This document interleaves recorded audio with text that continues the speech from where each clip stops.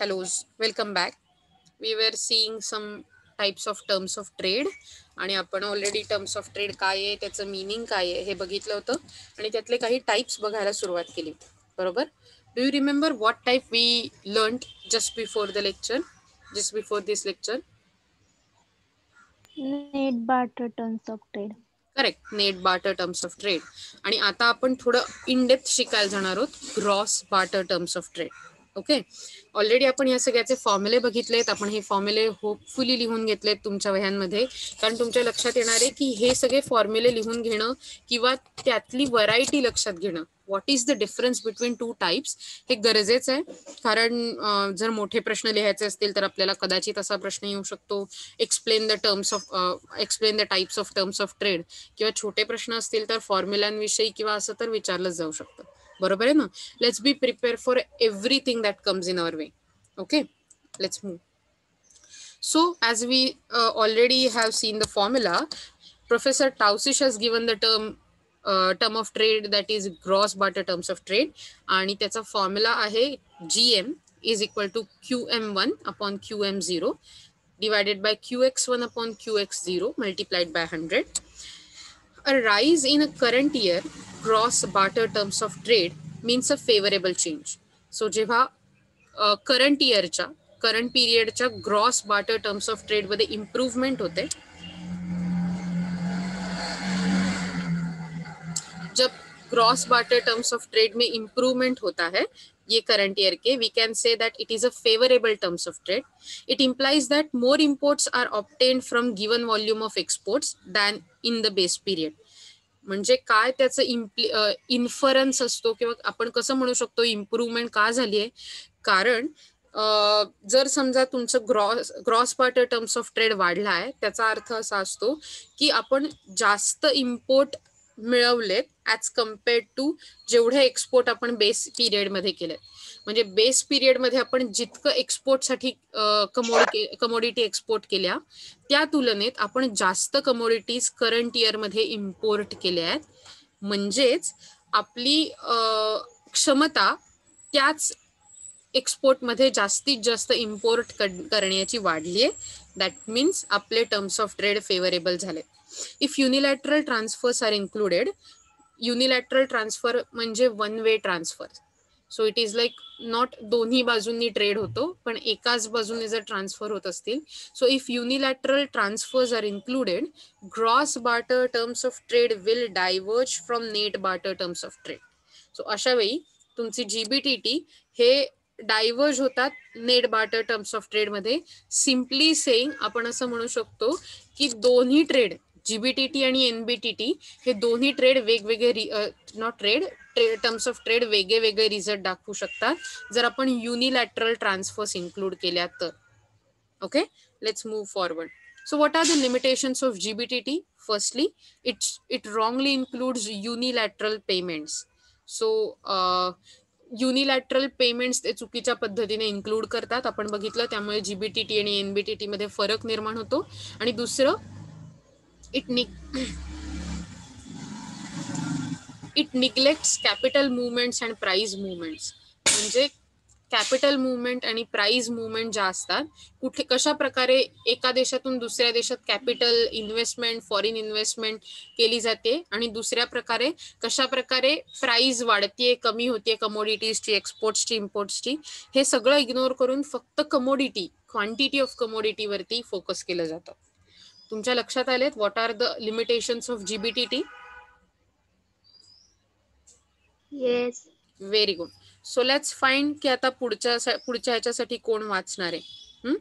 दीक्षिता, तू वाचू शकशील का प्लीज पुढचं C वालं, income terms of trade?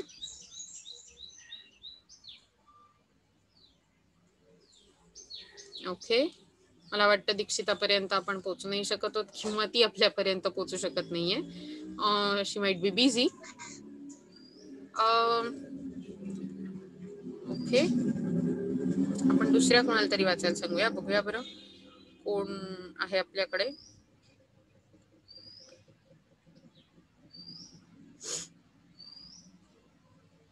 Okay, so Surabhi, could you please read it out for us?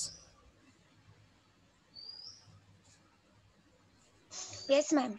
Good. Income terms of trade. G.S. Doran introduced the concept of income terms of trade, which is very useful. It is refinement of the concept of net barter terms of trade. This concept includes the quantum along with the prices of imports and exports. It is expressed as Ty is equal to Px upon Pm into Qx, where Ty is equal. नाही म्हणजे हा ते वाचून थांब. Wear टी.वाय. Where Ty is equal to income terms of trade is equal to commodity terms of trade. Qx is equal to quantity of exports. Yes, very good, very good. So G.S. डॉरन या इकॉनॉमिस्टने किंवा Yes. थिंकरने concept ही दिली आपल्याला income terms of trade वाली. This is just evolution from net barter terms of trade. एनबीटीटीचाच पुढचा advance प्रकार असं आपण त्याला म्हणू शकतो. This concept includes the quantum along with the prices. म्हणजे आपण मगाशी काय होत होतं, आपण नेट बार्टर मध्ये फक्त प्राइस बघितल्या, कमोडिटी बार्टर मध्ये फक्त कमोडिटीज बघितल्या. सो आता याचं काइंड ऑफ कॉम्बिनेशन करून आपण पुढचा फॉर्म्युला बघतोय, जो तुम्ही लिहून घेतला पाहिजे असं माझं म्हणणं आहे. So income terms of trade Ty is equal to Px, that is obviously prices of export, divided by PM, that is prices of import, multiplied by Qx, that is quantity of exports. So quantity of exports च्या तुलनेत तुमच्या एक्सपोर्टच्या price आणि इम्पोर्टच्या price मध्ये काय change झालाय हे बघण्यासाठी हा फॉर्म्युला वापरला गेला. आणि हा फॉर्म्युला वापरण्यासाठी आपण कुठला फॉर्म्युला वापरला? सुरभी, तू पुन्हा एकदा तो रीड आउट करू शकशील का formula? Ty is equal to Px upon Pm into Qx. Very good. The term income terms of trade is also referred to the country's capacity to import. So जेव्हा आपण income terms of trade बद्दल बोलतो तर त्याला आपण दुसरं काय प्रकारे एक्सप्लेन करू शकतो? देशाची इम्पोर्ट करण्याची capacity. Okay, so the term income terms of trade is referred to the country's capacity to import. Qx determines QM. So जेव्हा आपली एक्सपोर्ट करण्याची क्वांटिटी आपल्याला समजते, ती समजल्यावरती आपण असं म्हणू शकतो की आपण जितके एक्सपोर्ट केले आपण तेवढेच, म्हणजे त्या एक्सपोर्टचे जे पैसे आले तेच वापरून इम्पोर्ट करू शकतो. म्हणजेच आपले जे एक्सपोर्ट क्वांटिटी आहे ती आपली इम्पोर्ट क्वांटिटी डिटरमाइन करेल. Qx determines QM. This is regarded as Superior concept, आणि म्हणून या कन्सेप्टला सुपिरियर कन्सेप्ट असं म्हणता येईल. Okay, so let's move ahead. The terms of trade relating to the exchange between productive resources of two countries.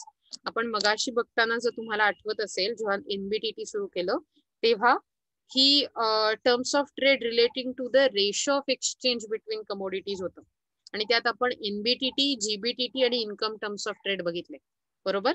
आता आपल्याला terms of trade relating to the exchange between productive resources of two countries बघायचंय. Single factoral and double factoral terms of trade. Okay, let's see. पहिलं single factoral terms of trade. Surabhi, तू वाचू शकशील परत?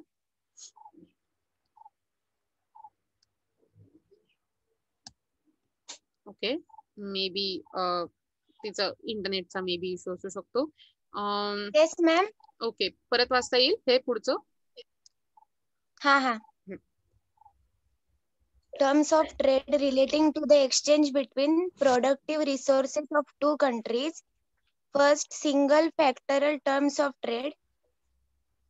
Jacob Wiener developed the concept of single factorial terms of trade, which is an improvement upon the commodity terms of trade.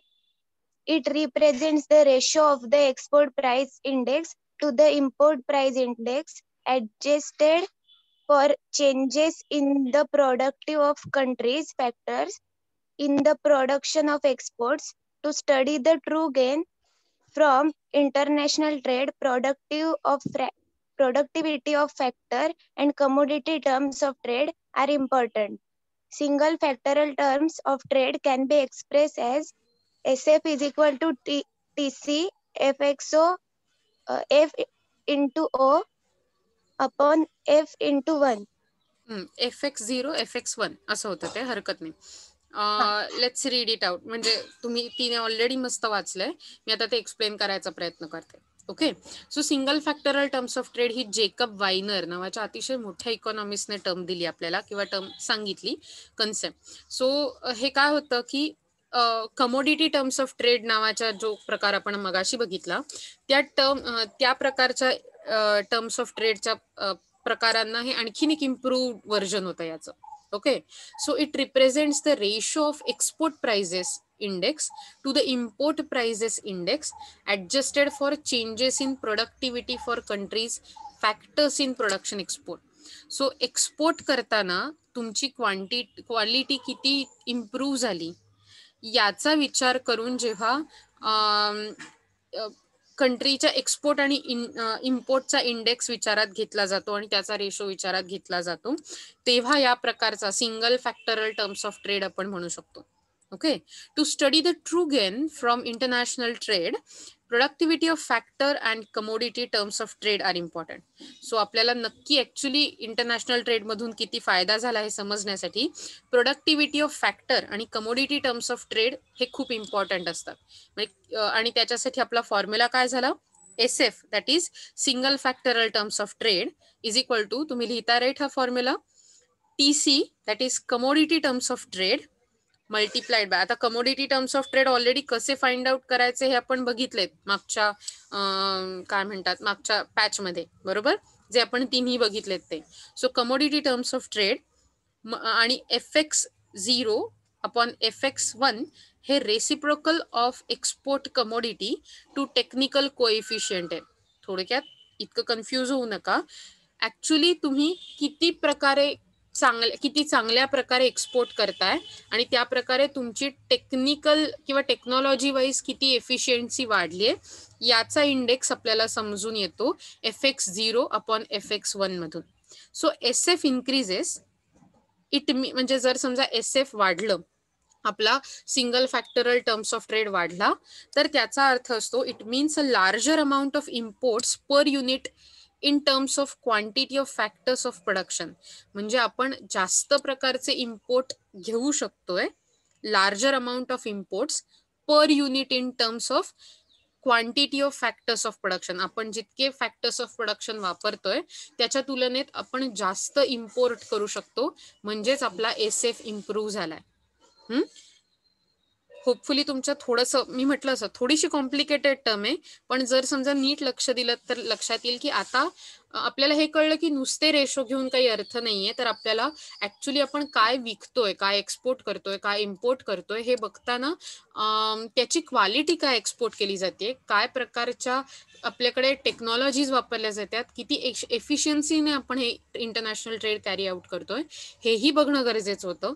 आणि म्हणून हा formula काढायला लागला, SF, that is single factoral terms of trade, is equal to TC, commodity terms of trade, multiplied by FX0 upon FX1. Okay, let's see the double factorial terms of trade.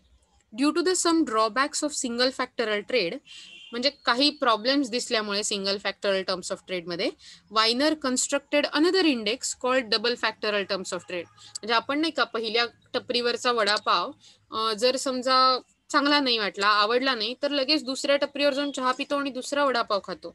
So तसंच काहीसं वायनरच्या बाबतीत पण झालं.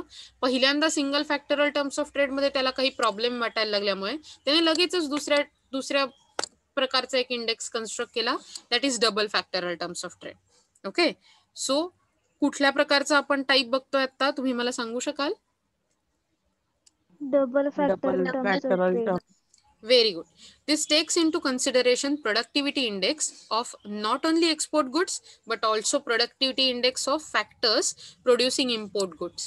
म्हणजे हा जो index आहे तो फक्त एक्सपोर्ट गुड्स बनवण्यासाठी जे फॅक्टर्स ऑफ प्रोडक्शन लागतात त्याच्याच बद्दल विचार नाही करत, तर जे इम्पोर्ट करतोय आपण गुड्स, ते गुड्स आपण आपल्या देशात बनवले असते इम्पोर्ट न करता, तर त्याच्यासाठी जे फॅक्टर्स लागले असते त्याच्या सुद्धा प्रोडक्टिव्हिटीचा विचार करतो.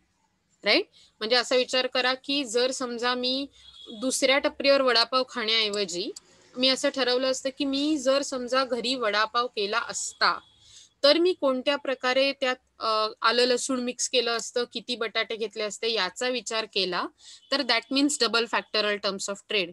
मी ऑलरेडी जाऊन घेत होतेच दुसऱ्या टपरीवर वडापाव, पण त्याच्याऐवजी आता मी काय विचार केलाय या प्रकारचा इंडेक्स शोधताना की मी जर टपरीवर वडापाव न घेता म्हणजे एक्सपोर्ट न करता घरच्या घरीच वडापावचं इम्पोर्ट केलं किंवा घरच्या घरीच वडापावचं प्रोडक्शन केलं जे मी इम्पोर्ट करणार होते ऍक्च्युली, तर मी ऍक्च्युली कोणते फॅक्टर्स ऑफ प्रोडक्शन वापरेन, कोणते फॅक्टर्स वापरेन आणि त्यांची प्रोडक्टिव्हिटी म्हणजे बटाटा चांगला असेल का, तो नीट शिजेल का, आलं लसूणची पेस्ट छान होईल का, हे सगळं विचारात घेणं that is double factoral terms of trade.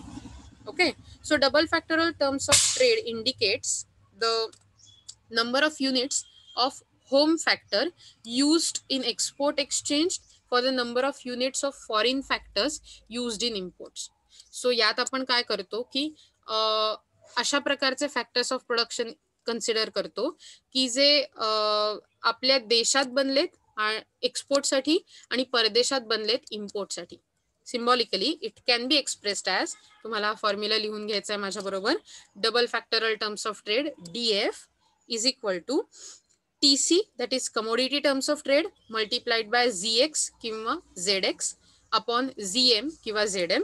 ZX upon ZM indicates productivity index of exports and import. So import आणि एक्सपोर्ट साठी लागणाऱ्या फॅक्टर्स ऑफ प्रोडक्शनची प्रोडक्टिव्हिटी, एफिशियन्सी, त्यांची उत्पादकता किती आहे याचा रेशो म्हणजे ZX upon ZM असा आहे.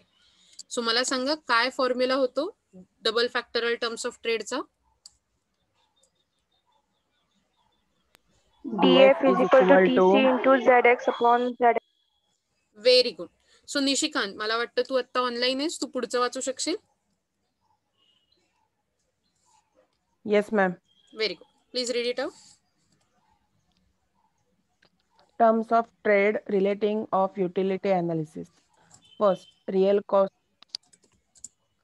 cost of trade. In order to determine the real gain from international trade, Jacob Weiner makes use of one more concept known as the real cost of terms of trade.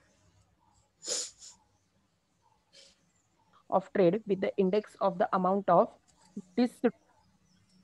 disutility per unit of productive resource used in producing export.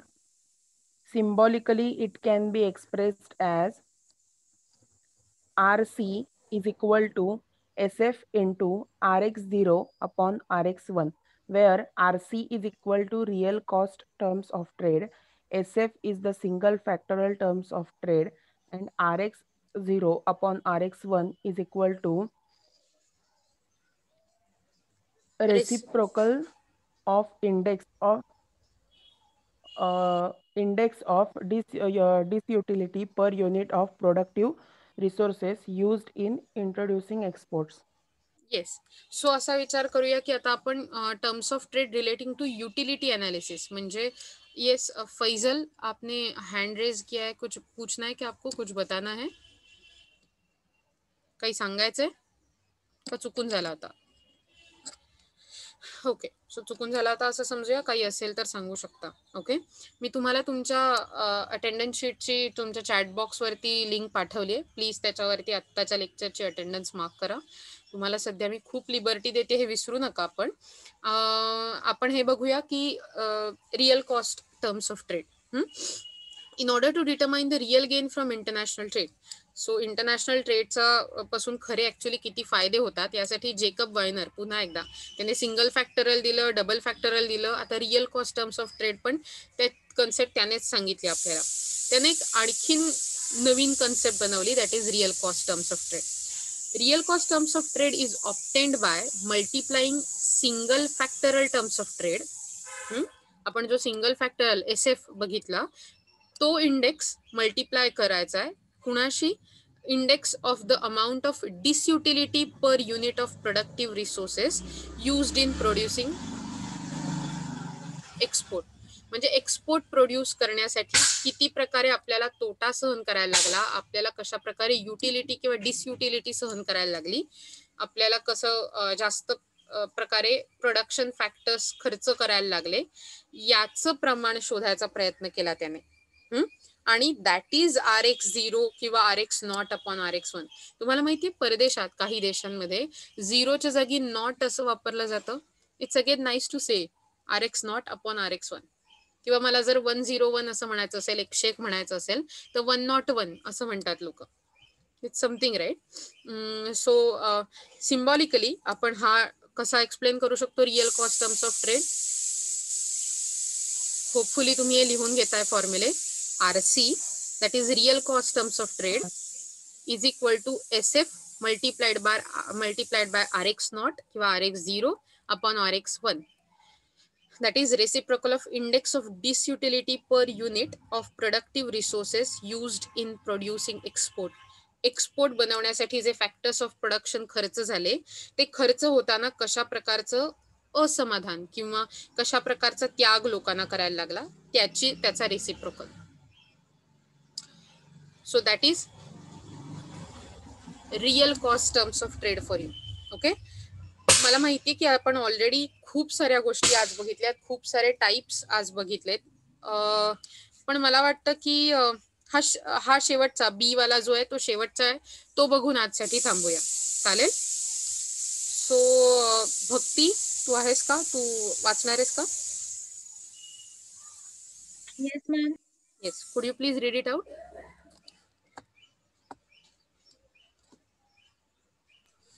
Utility terms of trade.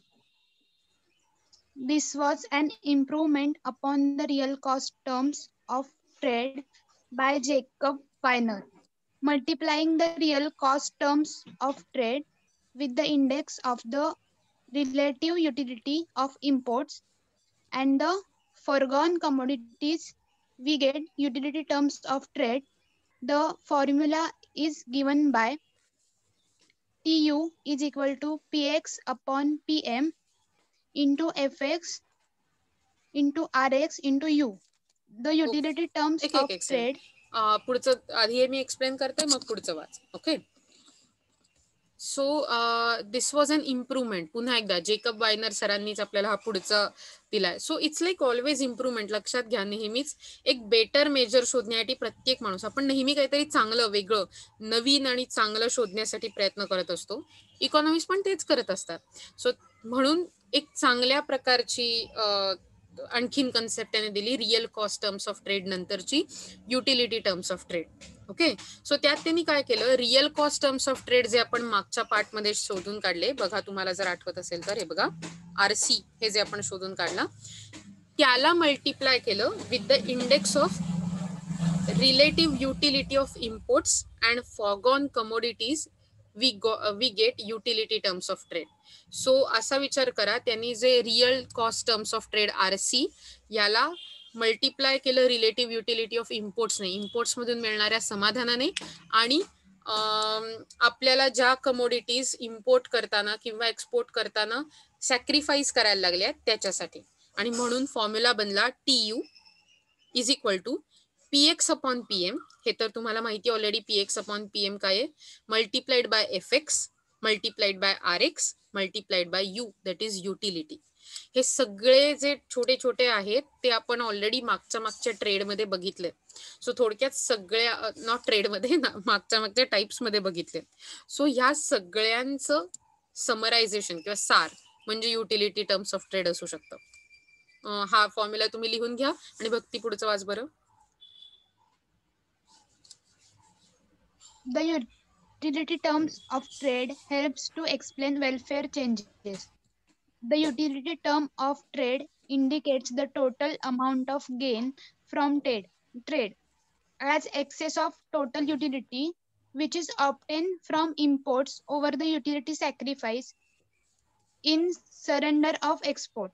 According to Robertson, this is the index of true terms of trade. Practical difficulties exist in using this concept since there are difficulties in measuring utility. Utility terms of trade index involves the measurements of disutility in terms of pain. Madam, हा word काय आहे? इर्कसमनेस. म्हणजे थोडक्यात असं Irksomeness and sacrifice, which are elusive concepts. As a matter of fact, it is not possible to measure utility or disutility in concrete terms. Very good. इर्कसमनेस म्हणजे असा विचार करा की आपल्याला एखादी गोष्ट आठवायची असते किंवा आपल्याला एखादी गोष्ट म्हणजे ती अशी आपल्या ओठावर नसते का, असं मला आठवतंय पण मला सुचत नाहीये, अस्वस्थ होऊन जाते एखादं गाणं, एखादं पिक्चर किंवा असं, ह्यात कोणत्या हिरोईनने काम केलं, यात कोणता ऍक्टर काम करतोय. सो दॅट इज अ इर्कसमनेस, की त्याचे थोडक्यात हा फॉर्म्युला इतका कॉम्प्लिकेटेड आहे, प्रॅक्टिकली त्यात खूप डिफिकल्टीज आहेत कॅल्क्युलेट करण्यात. कारण तुम्ही युटिलिटी कशी कॅल्क्युलेट करणार, अख्ख्या देशाची इम्पोर्ट किंवा एक्सपोर्टसाठी लागणारी युटिलिटी म्हणजे समाधान ना बेसिकली, किंवा तुमची कपॅसिटी एखाद्या कमोडिटीची टू फुलफिल युअर विश. मग हे तुम्ही कसं शोधणार? Utility is not a quantifiable term, आणि म्हणून युटिलिटी टर्म्स ऑफ ट्रेड शोधून काढण्यासाठी प्रचंड प्रमाणावरती काय म्हणू त्रास घ्यायला लागतो, आणि हे सगळं शोधण्यासाठी खूप नॉन क्वांटिफायबल टर्म्स आहेत, आणि म्हणून अशा प्रकारचं terms of trade find out करणं आणखीन कठीण आहे. पण तरीही जर समजा आपण हे फाइंड आउट करू शकलो, तर रॉबर्टसन या अतिशय खूप मोठ्या इकॉनॉमिस्ट ज्या आहेत त्यांच्या मते की हा एक the true terms of index असं आपण म्हणू शकतो. ओके, या इंडेक्सला the utility terms of trade helps to explain welfare changes. म्हणजे इम्पोर्ट आणि एक्सपोर्ट किंवा इंटरनॅशनल ट्रेडमुळे समाजाच्या हितामध्ये, डेव्हलपमेंटमध्ये काय फरक झाला हे समजून येतं जर आपण ह्या प्रकारचा इंडेक्स वापरला तर. The utility terms of trade indicate the total amount of gain from trade and as excess of total utility which is obtained from import over the utility of sacrifice to surrender the export. म्हणजे आपल्याला import करून कोणत्या प्रकारची utility मिळाली की आपण त्याचा फायदा करून घेतला हे समजून येतं जर आपण जे काही सॅक्रिफाईस केलंय ते इम्पोर्ट करण्यासाठी त्याच्यासाठी. ओके, मला माहिती आहे आपण खूप जास्त बघितलंय आणि खूप जास्त कॉम्प्लिकेटेड हे असू शकतं. So let's take a chill pill today. Anyone has anything to share with class? तुम्हाला असं काही वाटतं की आणखीन काहीतरी क्लासला समजावं? काही तुम्ही नवीन बघितलंय, काही तुम्ही नवीन ऐकलंय? खूप चांगलं गाणं, मी बंदिश बँडिट्स मधली गाणी ऐकली आणि मला त्यातली खूप जास्त गाणी आवडली. तुम्हाला असं काही तुम्ही ऐकलंय, खूप नवीन बातमी ऐकलेत एखादी? Please, I am opening forum to chit chat. हा मॅम,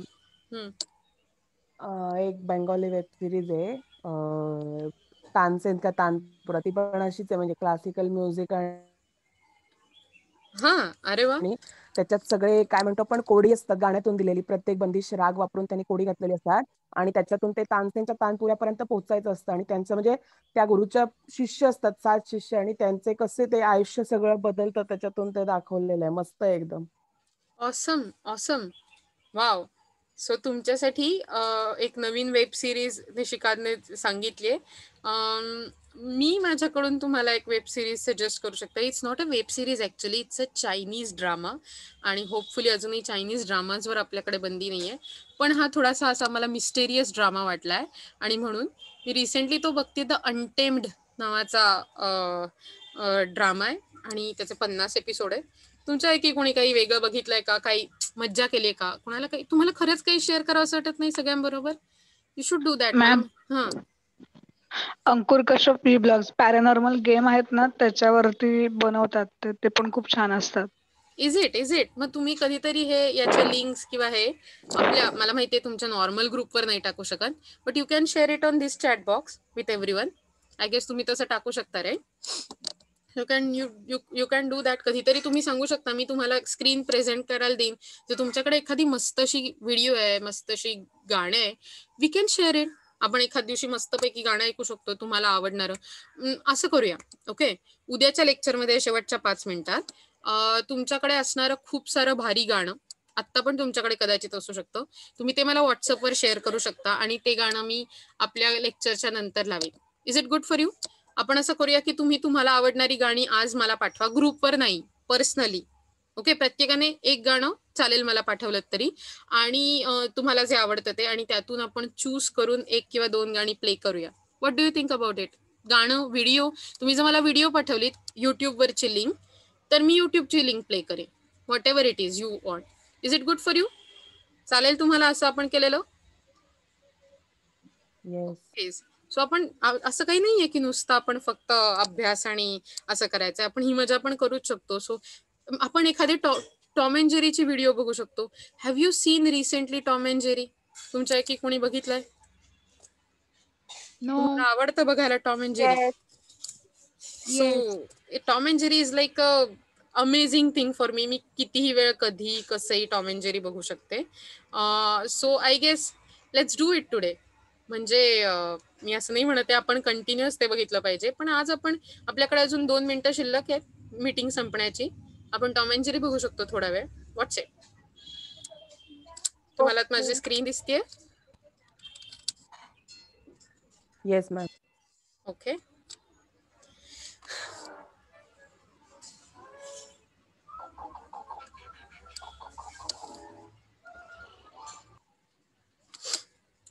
सो आजच्यासाठी एवढंच. आपण पुढच्याही तुम्ही मला काहीतरी चांगलं पाठवाल तर मी तुम्हाला चांगलं दाखवू शकेन सगळ्यांना मिळून. तुम्हाला असं वाटत असेल की तुमच्याकडे चांगला बेटर चॉईस आहे आणि क्लासने तुमचं हे बघावं, सो की तुमचा बेटर चॉईस, तर प्लीज मला शेअर करा पर्सनलवर, ग्रुपवर नाही बेसिकली. आणि आजसाठी आपण इथेच थांबूया. Okay, bye bye. Have a nice day ahead. मजा करा. बाय.